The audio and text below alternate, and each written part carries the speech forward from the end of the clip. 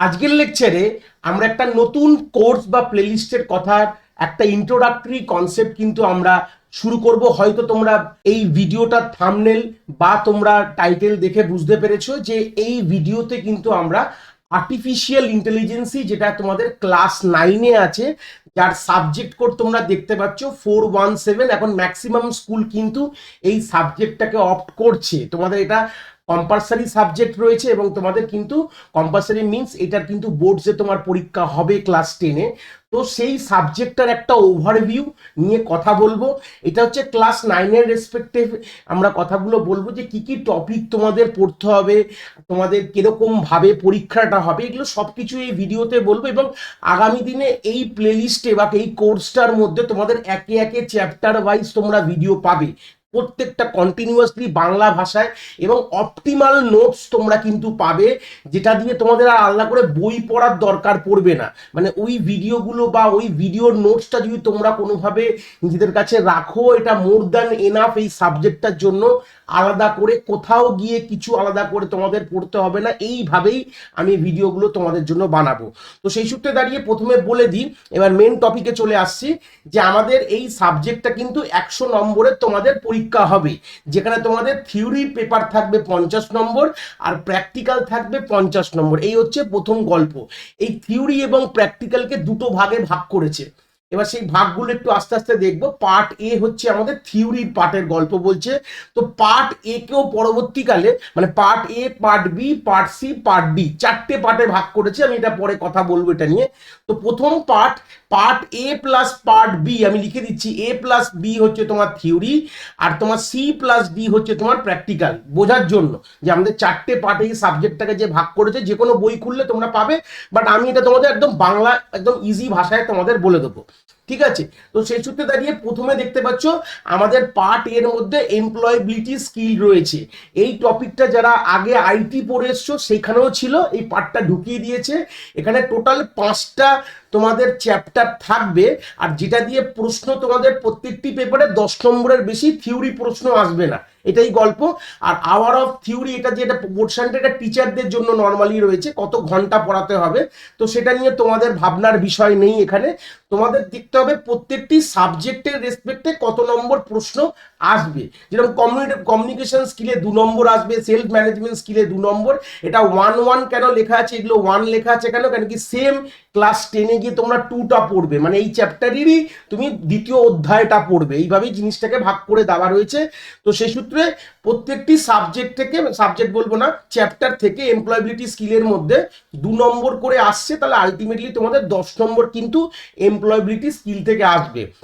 এবার চলে আসবো সাবজেক্ট স্পেসিফিক স্কিলের মধ্যে, যেখানে তোমাদের এআই এর মেন গল্প রয়েছে, ঠিক আছে? যেহেতু এটা ক্লাস 9-এর কথা বলছি, এবার এই ক্লাস 9-এর রেসপেক্টে এটা স্কুল টু স্কুল ভ্যারি করবে।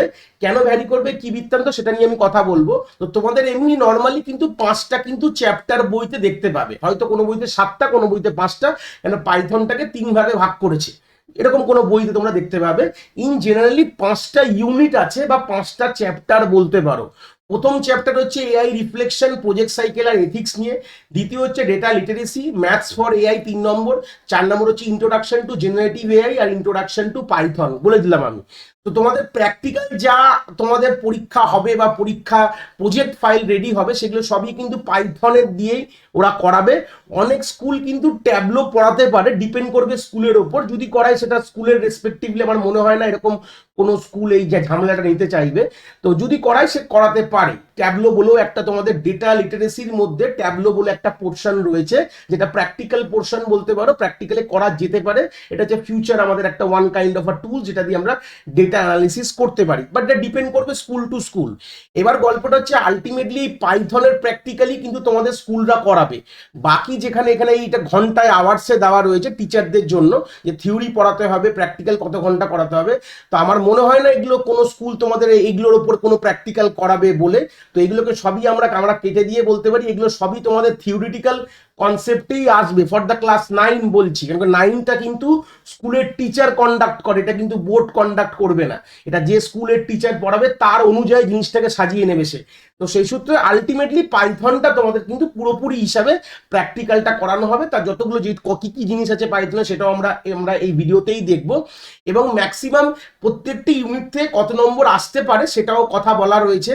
প্রথম ইউনিট থেকে 10 নম্বর, দ্বিতীয় ডেটা লিটারেসি থেকেও 10 নম্বর, ম্যাথামেটিক্স ফর এআই থেকে 7 নম্বর আসতে পারে, আর ইন্ট্রোডাকশন টু জেনারেটিভ এআই থেকে 5 নম্বর, আর পাইথন থেকে থিওরিতে 8 নম্বর আসবে। থিওরিতে ভালো করে ক্লিয়ার করে নাও, এটা কিন্তু থিওরির কথা আমরা বারবার বলছি, ঠিক আছে? তো আলটিমেটলি যোগ করলে তোমরা 40 নম্বর পাচ্ছ, মানে সাবজেক্ট স্পেসিফিক বা বলতে পারি আলটিমেটলি এআই থেকে 40 নম্বরের প্রশ্ন আসবে, আর 10 নম্বর হচ্ছে এই যে ভুলচাং জিনিস এমপ্লয়াবিলিটি স্কিল থেকে 10 নম্বরের প্রশ্ন আসবে, ঠিক আছে?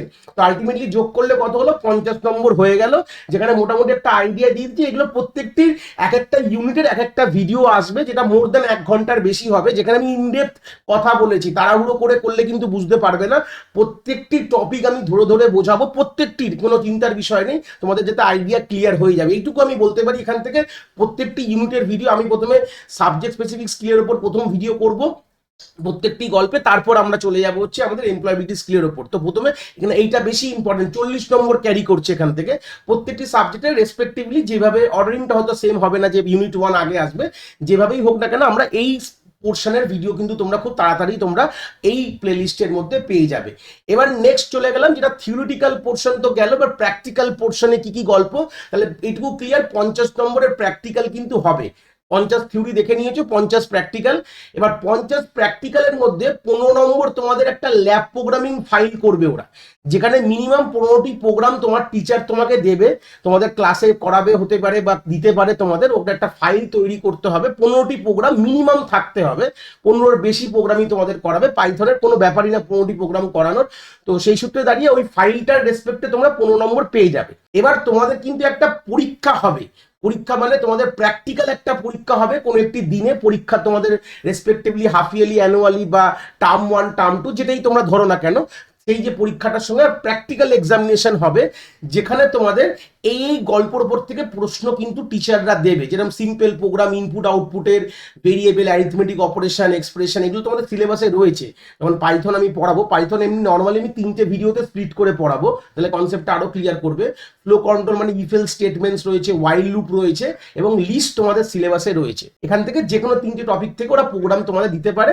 এটার নাম্বার হচ্ছে 15 নম্বর, মানে তোমাকে ধরে নাও এখানে 3টে program, any 3 program base on the above topic, মানে 3টে প্রোগ্রাম তোমাদের দেওয়া হবে। কত ইম্পর্টেন্ট কথা, 3টে প্রোগ্রাম দেওয়া হবে, সেখান থেকে প্রত্যেকটি প্রোগ্রাম 5 নম্বর করে থাকবে। তাহলে 3 5 15 বুঝতে পারলে, 3কে যোগ করলে, তাহলে 3টে 5 যোগ করলে 15 নম্বর, মানে 3টে প্রোগ্রাম তোমাদের প্র্যাকটিক্যালি টিচারের সামনে করতে হবে, 15 নম্বর তোমরা পাবে। হয়ে গেল।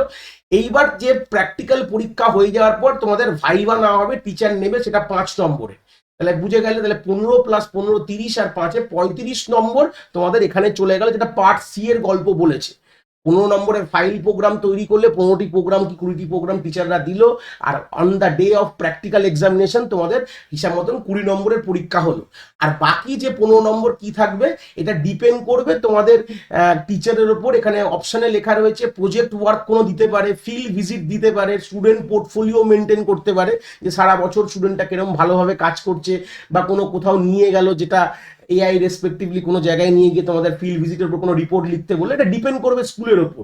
এই নম্বরটা তোমরা 9-এ হয়তো এমনিও টিচাররা দিয়ে দিতে পারে, টিচারদের গল্প এগুলো, কেন কি এটা টিচাররাই মেনটেন করছে। এই হচ্ছে বেসিক আইডিয়া। প্রজেক্ট ওয়ার্কই নর্মালি দিয়ে দেয়, এত ঝামেলা করে না। স্টুডেন্ট পোর্টফোলিও রেসপেক্টে 9-এ দিতে পারে, বা প্রজেক্ট চাইলে দিতে পারে। এটা পুরোটাই কিন্তু তোমাদের ক্লাস 9-এর টিচারের আন্ডারের ব্যাপার, যে টিচার কি করবে, এটা তাদের গল্প।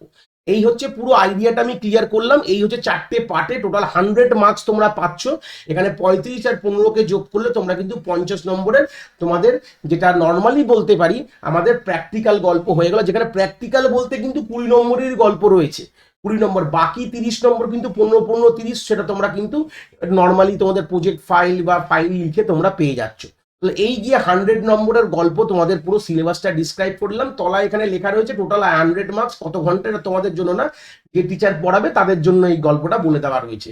তো এই গিয়ে আমরা ভিডিওটা এখানে শেষ করলাম, একটা আইডিয়া ক্লিয়ার করে দিলাম যে তোমাদের কি কি জিনিস, কিভাবে পরীক্ষাটা হবে, এবং আগামী দিনে এটা একটা ওয়ান কাইন্ড অফ অ্যালার্ন করে দিলাম এখান থেকে, যে আমাদের ইউনিট ওয়াইজ কিন্তু ভিডিও এই প্লেলিস্টের মধ্যে খুব তাড়াতাড়ি আসতে চলেছে, যেখান থেকে তোমাদের ইনডেপথ, কোথাও আলাদা করে তোমাদের যাওয়ার দরকার নেই, ইনডেপথ কনসেপ্ট, যার পরে এআইটা মনে হবে জল ভাত মনে হবে। এইটুকু অ্যাসিউরিটি দিয়ে আমি ভিডিওটা এখানে শেষ করছি। খুব তাড়াতাড়ি তোমাদের সাথে নতুন কোনো ভিডিও নিয়ে আবার আমাদের সঙ্গে দেখা হবে।